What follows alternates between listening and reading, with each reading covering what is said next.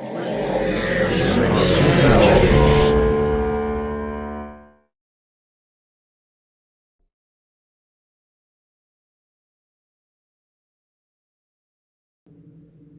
report. I really appreciated this piece because it felt like the perfect collaboration between subject and interviewer. The interviewer's MO and passion behind the project was brimming out of this piece. And it was lovely to see that we got this full understanding of the subject and how he wanted to live in this sustainable way, living off the land, this type of lifestyle that acts in resistance to our consumer culture. And it felt like there was a real meeting of minds and collaboration in this. I thought there was really beautiful cinematography and a lovely pace to it, where we allowed us to feel like we were immersed in the environment in a type of anthropological study, or that we got to kind of live on the farm and understand this way of life and the details and the making and the taking the nutrients out of the ground and what they're making from it. I thought the narration gave, a lovely insight into why the piece was made and why he thought it was important to make this piece. So really lovely and thoughtful work. Redrawing the map back to homeostasis is one of the last lines in Field Report, and I think it really sums it up so beautifully that that's what they're trying to do here through these conversations. Now, here's the important thing, is that in order to really realize what is happening with our food consumption habits, we have to talk to farmers and have these in-depth conversations with them. And how fortunate we are with this documentary that it's documented for us to watch and listen to in real time and get right there down in the dirt, pun intended, and listen and understand and watch what these people do for us.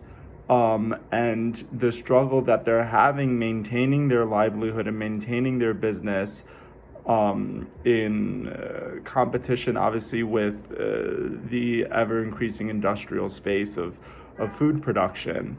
So these are really important conversations that we're having, but how fortunate we are to be able to, again, go right to the source in documentaries like this and hear from the experts.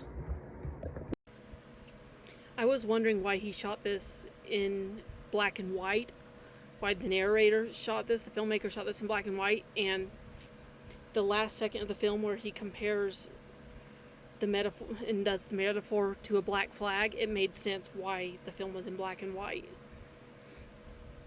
I liked that the aspect of this was showing a farm, a cabbage farm, from a different angle that we don't ever think about. We think about farmers growing food. We don't really think about it from the business angle, the economic angle. We just think about what they do. We don't think about the hardships they might go through, the economic levels, or the generation to generation. And this really got into the nitty-gritty of the economic levels and the capitalism that they have to, the capitalistic society that they have to serve. And if the need isn't there for their product, that it will be a hardship. So something like cabbages are something that would be safe to grow because there's so many things you can do with a cabbage.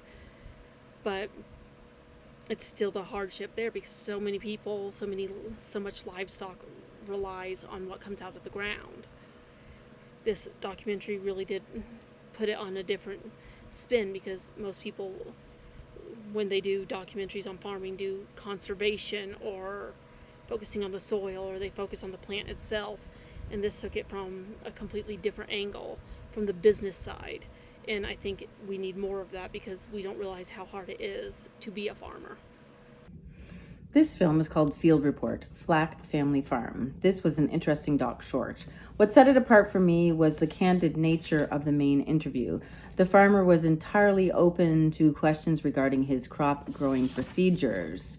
The farmer showed great pride in his methods and how they worked in a fashion that balanced making a living with choosing ways that are more healthy for the environment. The camera work was so soft and gentle and observant. Lots of shots of the produce and slow pans of the kitchen workstations. I liked the choice to film it in black and white, which gave the film a sentimental, homey feel. And the soundtrack pieces were quite relaxed and calming, very fitting with the pace of farm life. Great job.